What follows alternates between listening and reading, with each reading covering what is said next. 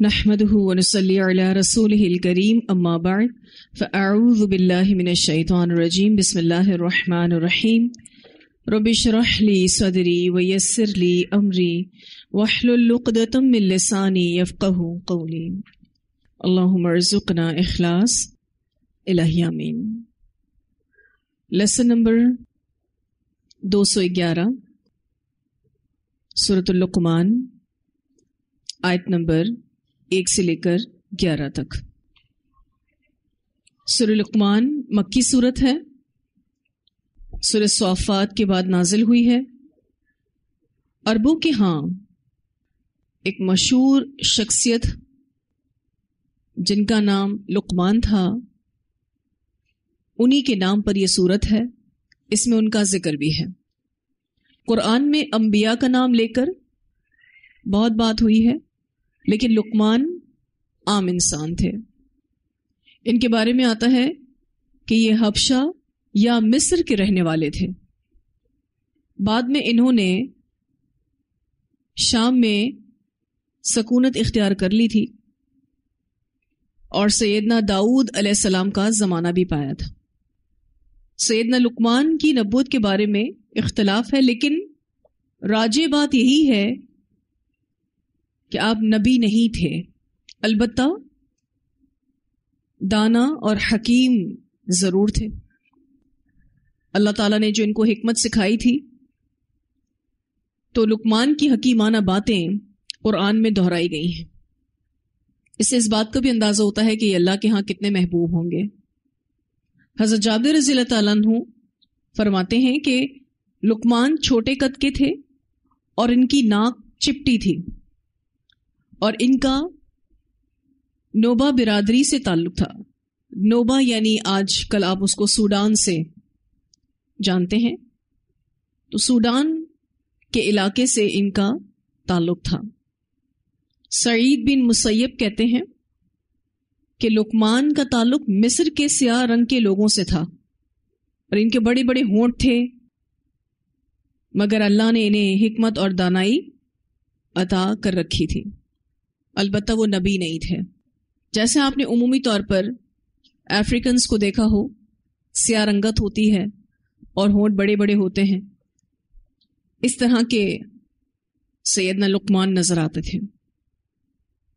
اللہ تعالیٰ نے ان کو بڑی حکمت اور دانائی سے نوازا تھا۔ رسول اللہ صلی اللہ علیہ وسلم نے فرمایا، جس شخص کو اللہ تعالیٰ خیر دینا چاہتے ہیں اسے دین کی سمجھ بوجھ عطا فرماتے ہیں۔ اسے بخاری نے روایت کیا ہے۔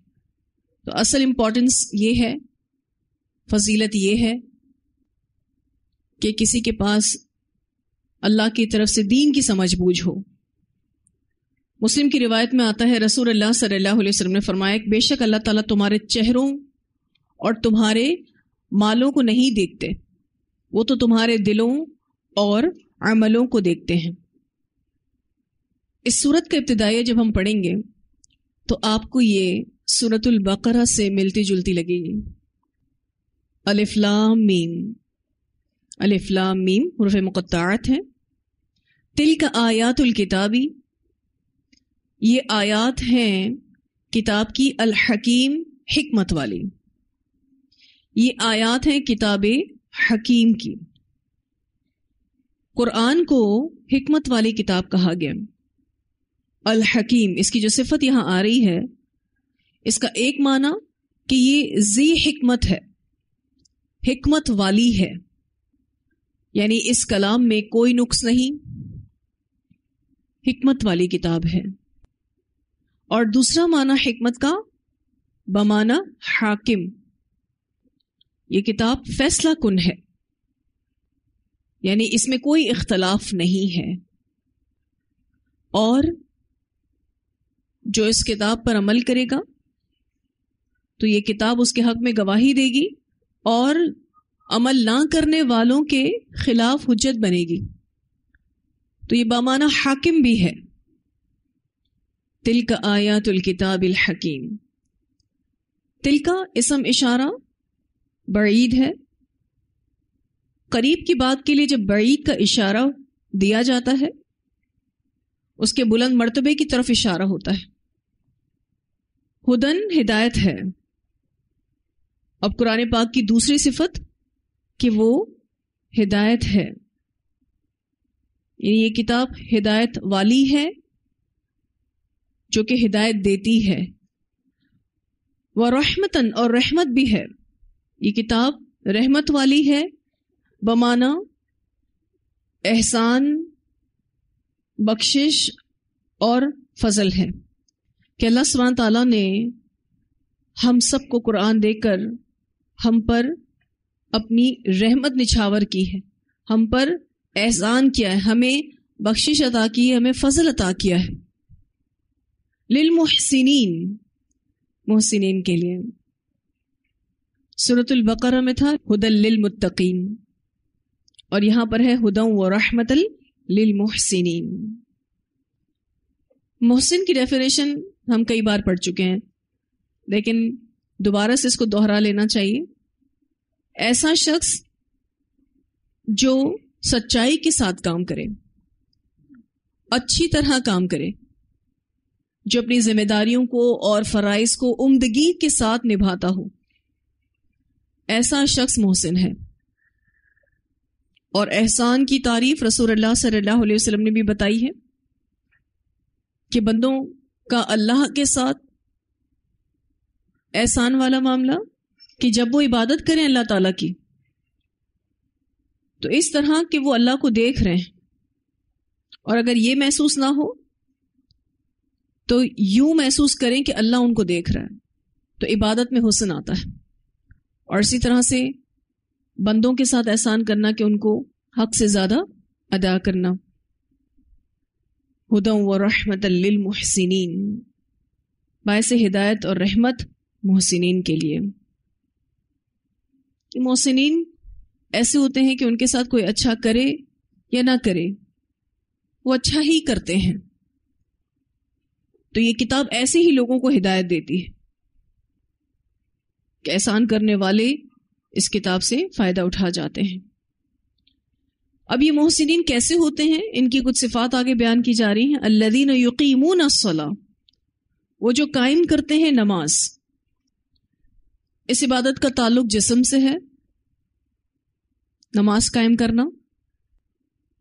وہ لوگ جو قائم کرتے ہیں نماز، یقیمون الصلاۃ یعنی نماز کو ترجیحی حیثیت دیتے ہیں، سب سے پہلے نماز کو رکھتے ہیں۔ وَيُؤْتُونَ الزَّكَاةَ اور ادا کرتے ہیں زکوٰۃ بھی۔ اس عبادت کا تعلق مال سے ہے۔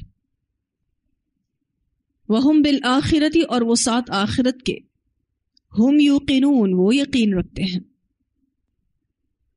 اب اس یقین کا تعلق دل سے ہے۔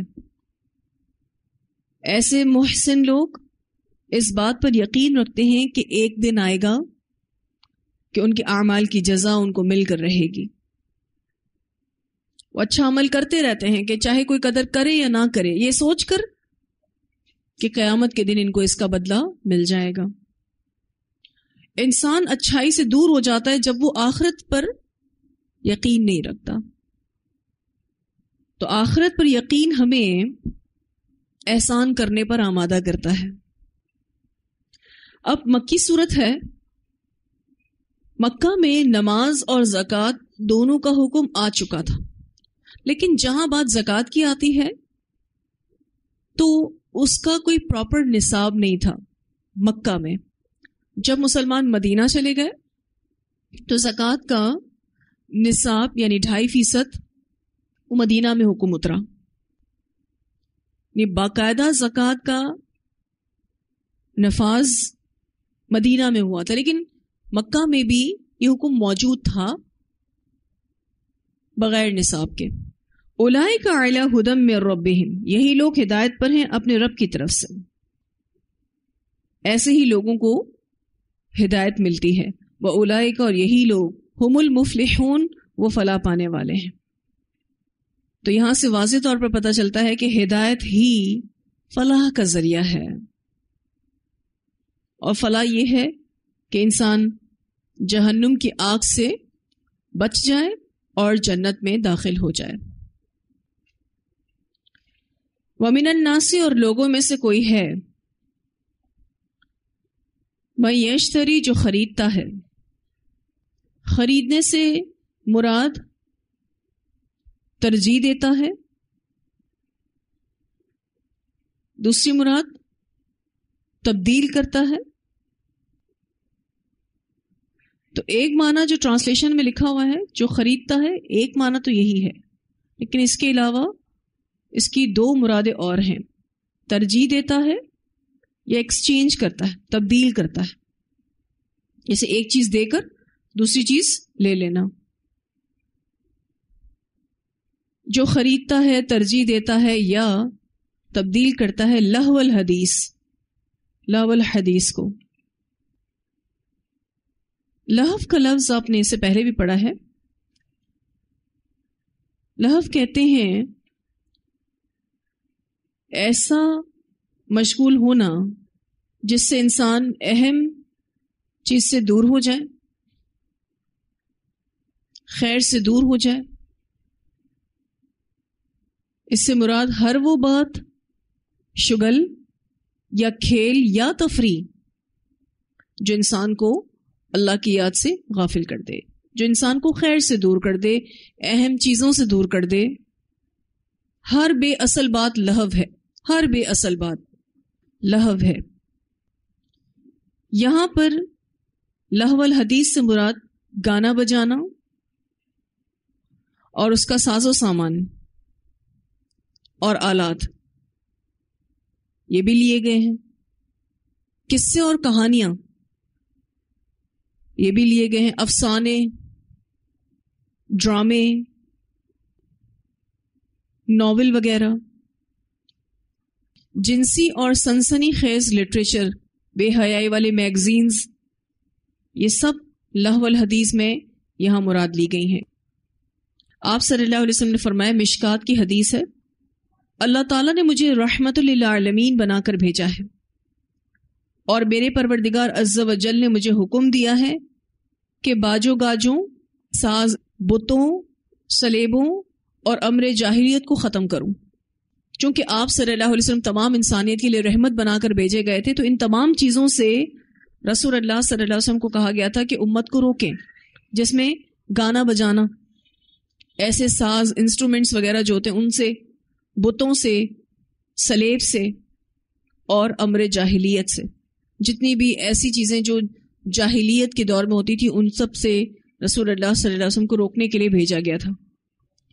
ترمذی کی روایت میں آتا ہے، آپ صلی اللہ علیہ وسلم نے فرمایا، گانا بجانا کرنے والی عورتوں کو نہ بیچو اور نہ خریدو اور نہ انہیں یہ کام سکھاؤ، اور ان کی اجرت حرام ہے۔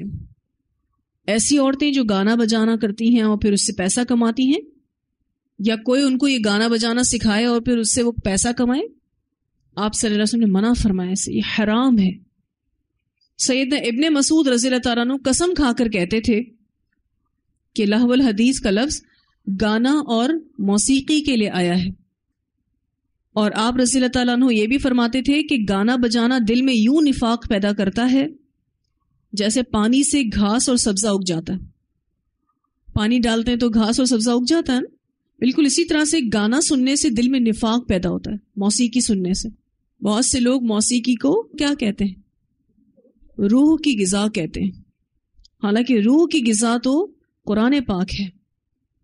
تو کچھ لوگ لہو الحدیث کو ترجیح دیتے ہیں اللہ کے کلام پر، احسن الحدیث یعنی قرآن کو نکال کے لہو الحدیث کو اپنی زندگی میں لے آتے ہیں۔ یہاں جو بات ہو رہی ہے وَمِنَ النَّاسِ، اور لوگوں میں سے کوئی ہے، کوئی ایک شخص کی بات ہو رہی ہے۔ الناس سے مراد یہاں پر نضر بن حارث ہے، اس کے بارے میں آپ نے سیرہ میں پڑھا تھا۔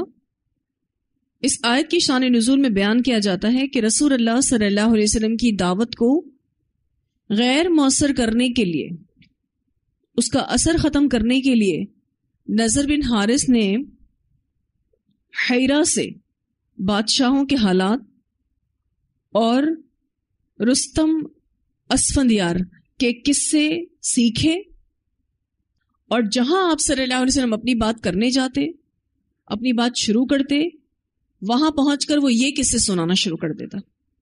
اس سے وہ یہ چاہتا تھا کہ نبی اکرم صلی اللہ علیہ وسلم کی جو بتائی ہوئی تعلیمات ہیں وہ غیر مؤثر ہو جائیں، تو اس آیت کے شان نزول میں نضر بن حارث الناس سے مراد لیا گیا ہے، جو رسول اللہ صلی اللہ علیہ وسلم کی دعوت کو غیر مؤثر کرنے کے لیے مختلف قسم کے واقعات سناتا تھا، اور اس نے کچھ لونڈیاں بھی خرید کر رکھی تھیں کہ جب کوئی شخص نبی اکرم صلی اللہ علیہ وسلم کی طرف مائل ہونے لگتا تو وہ کسی لونڈی کو اس پر مسلط کر دیتا، وہ لونڈی اس کو کھلاتی تھی، پلاتی تھی اور اس کی سوچ کو بدل دیتی تھی۔ اسی سلسلے میں یہ آیت نازل ہوئی ہے۔ تو اللہ تعالیٰ فرماتے ہیں وَمِنَ النَّاسِ مَن يَشْتَرِي لَهْوَ الْحَدِيثِ لِيُضِلَّ عَن سَبِيلِ اللَّهِ، لوگوں میں سے کوئی ہے جو خریدتا ہے لہو الحدیث کو تاکہ وہ بھٹکائے اللہ کے راستے سے، بغیر علم، علم کے بغیر۔ ایک معنی اس کا یہ کیا جاتا ہے کہ لہو الحدیث علم سے خالی ہے، اور دوسرا معنی کہ اپنے انجام سے بھی یہ لا علم ہے، یہ جو لوگوں کو بھٹکا رہا ہے، بھٹکانے والا اپنے انجام سے لا علم ہے۔ وَيَتَّخِذَهَا هُزُوًا، اور بنا لے اس کو مذاق، اس نے دین کو مذاق بنا رکھا ہے، دین کو تماشا بنا کے رکھا ہے۔ اولئک لہم، یہی لوگ ان کے لیے، عذاب مہین، عذاب ہے رسوا کرنے والا، رسوا کرنے والا عذاب ان کو دیا جائے گا۔ یہ بات ہم پہلے بھی پڑھ چکے ہیں کہ گناہ اور سزا میں مماثلت ہوتی ہے۔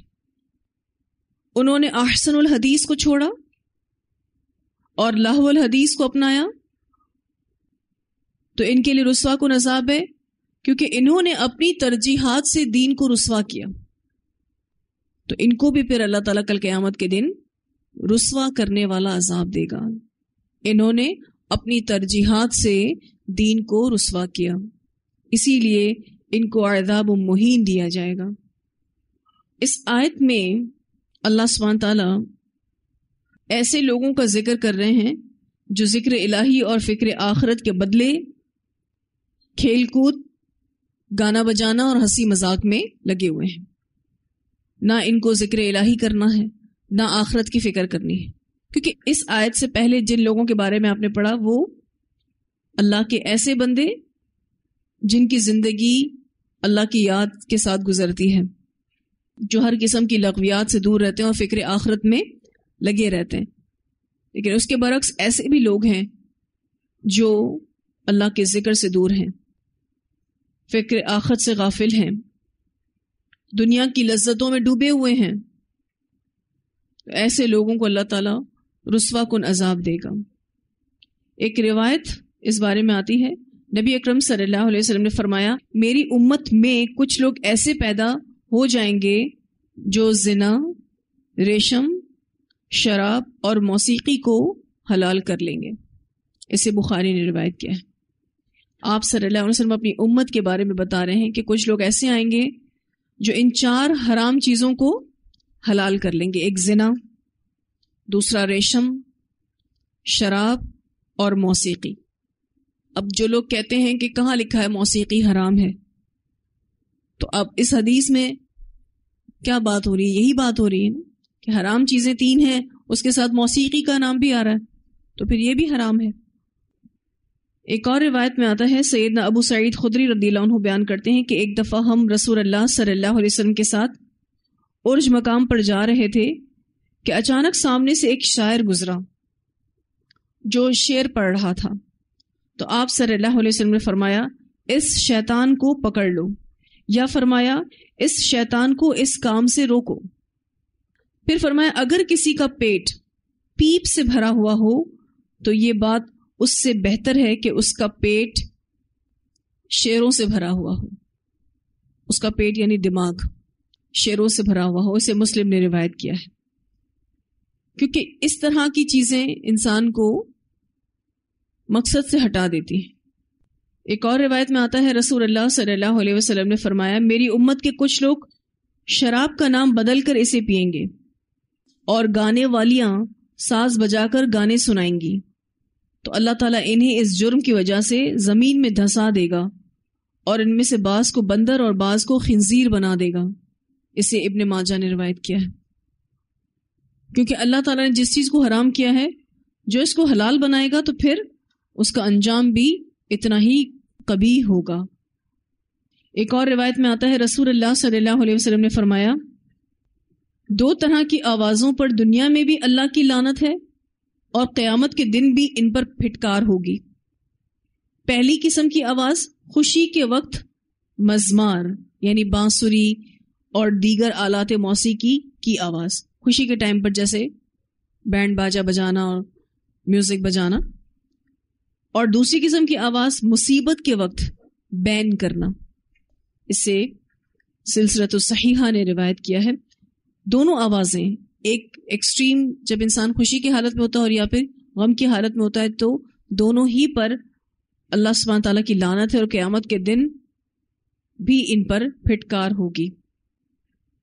اولئک لہم عذاب مہین، یہی لوگ ان کے لیے عذاب ہے رسوا کرنے والا۔